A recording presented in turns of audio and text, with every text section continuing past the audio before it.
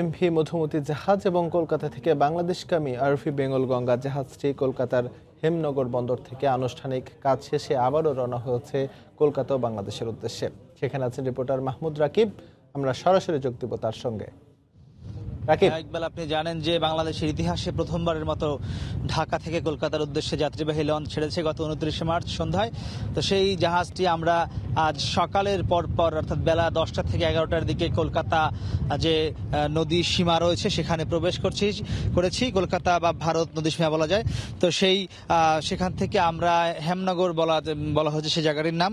সেই হেমনগর থেকে অনেক সময় লেগেছে। হেমনগরে যে কাস্টমস বা অন্যান্য কাজ, সেই কাজগুলো সম্পন্ন করে এখন থেকে ঠিক 5 থেকে 10 মিনিট আগে কলকাতার উদ্দেশ্যে রায়মঙ্গল নদীর উপর দিয়ে কিন্তু রওনা দিয়েছে এমভি মধুমতি, যেটি বাংলাদেশের ইতিহাসে প্রথমবারের মতো জাহাজ। তো এবার অর্থাৎ বুঝতেই পারছেন প্রায় 45 ঘন্টার মতো সময় কিন্তু ইতিমধ্যে অতিবাহিত হয়েছে। এই 45 ঘন্টায় আমরা ঢাকা থেকে আসতে পেরেছি কলকাতার হেমনগর এলাকা পর্যন্ত। এবং এই জাহাজটি এখন আমরা যতদূর জানতে পারি যে এখান থেকে কলকাতা যে নদী বন্দর সেখানে পৌঁছাতে আরো কম করে হলেও 16 ঘন্টা সময় লাগবে যদি বিরতিহীনভাবে জাহাজ চলাচল করে। যদি কোথাও যেমন গতকাল রাতে কিন্তু এই জাহাজটি পুরোপুরি সময় ধরে বন্ধ ছিল, কারণ বলা হয়েছে যে সুন্দরবনের মধ্যে যে নাইট নেভিগেশন বলা হয় এই নৌবাহিনী বা যারা নদীপথের যাত্রী তাদের ভাষায়, সে নাইট নেভিগেশন যেহেতু ছিল না সে কারণে গতকাল কিন্তু জাহাজটি পুরোপুরি বন্ধ ছিল। তো এখন আজকে যদি তেমন কোনো সমস্যা আবার হয় সেক্ষেত্রে কিন্তু আবারও এই যে পৌঁছানোর কথা যে সময় সেটা কিন্তু আবারও পিছিয়ে যেতে পারে। তা আমরা এখন রায়মঙ্গল নদী অতিক্রম করে কলকাতার মধ্যে পৌঁছেছি। আমরা একটু কথা বলবো, আমাদের সঙ্গে রয়েছেন বিএডব্লিউটি এর বন্দর বিভাগের পরিচালক শফিকুল হক। আপনি কি বলবেন, এই যে সামগ্রিক যাত্রাটি হচ্ছে, আপনারা বলেছিলেন যে আজকে মোটামুটি সন্ধ্যা নাগাদ পৌঁছানোর কথা ছিল কলকাতায়, সেটা কিন্তু এখনো আপনারা বলছেন কম করে হলো 16 থেকে 20 ঘন্টা লাগবে। সে আসলে এটি কেন দেরি হচ্ছে এবং কি সময় লাগতে পারে?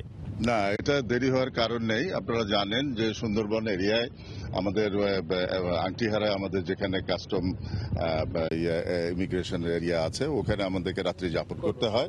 সব লঞ্চগুলো সব জাহাজেই ওখানে অবস্থান করে। ওখানে পরে আমরা আজকে সকালে এখানে এসেছি। এখানকার ইন্ডিয়ান কাস্টম আমরা সম্পন্ন করে 5টার দিকে আমরা রওনা দিলাম। আমাদেরকে আপনারা দেখছেন ইন্ডিয়ান গভর্নমেন্ট দুটো জাহাজ দিয়েছে, আমাদেরকে সামনে পাইলটিং করে নিয়ে যাবে। এখানে আমাদের এইখানে যাত্রী যথেষ্ট আছে, 59 জন যাত্রী এবং 58 জন ক্রু নিয়ে আমরা যাচ্ছি।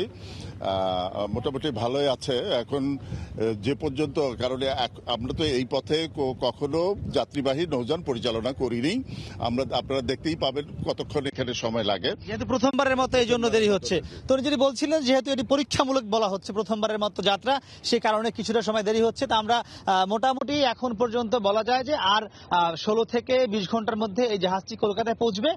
ভারতের দুটি জাহাজ মঙ্গল পাণ্ডে, সেই জাহাজ দুটি এখন কিন্তু আমাদেরকে গাইড করে কলকাতা বন্দরে নিয়ে যাচ্ছে। তো ইকবাল, আমার কাছে মধুমতি থেকে ছিল সবশেষ খবর। কলকাতাগামী এমভি মধুমতি জাহাজ থেকে আমাদের সঙ্গে যোগ দিয়েছিলেন সহকর্মী মাহমুদ রাকিব, জানাচ্ছিলেন জাহাজটির সবশেষ অবস্থান।